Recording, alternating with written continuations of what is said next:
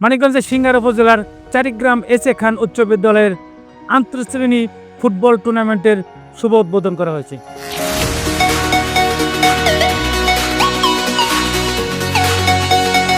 উদ্বোধনের দিনে দুটি ম্যাচ অনুষ্ঠিত হয়েছে।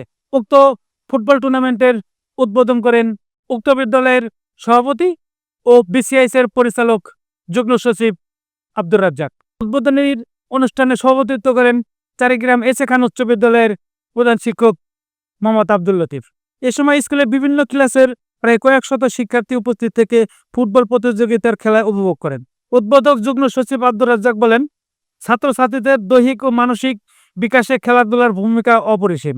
প্রতি বছর চারিগ্রাম এস.এ. খান উচ্চ বিদ্যালয়ের শিক্ষার্থীদের মাঝে এর গুরুত্ব তুলে ধরার জন্য বিভিন্ন ধরনের প্রতিযোগিতার আয়োজন করে থাকে। চারিগ্রাম এস.এ. খান উচ্চ বিদ্যালয়ের ক্রীড়া শিক্ষক মোহাম্মদ আব্দুর রশিদের সার্বিক তত্ত্বাবধানে খেলা দুটি পরিচালনা করেন বাফুফের রেফারি সাদাত হোসেন দাদন।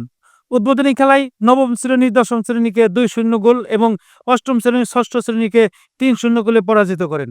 আগামী 31 জুলাই বৃহস্পতিবার পর্যন্ত চলবে এ টুর্নামেন্ট।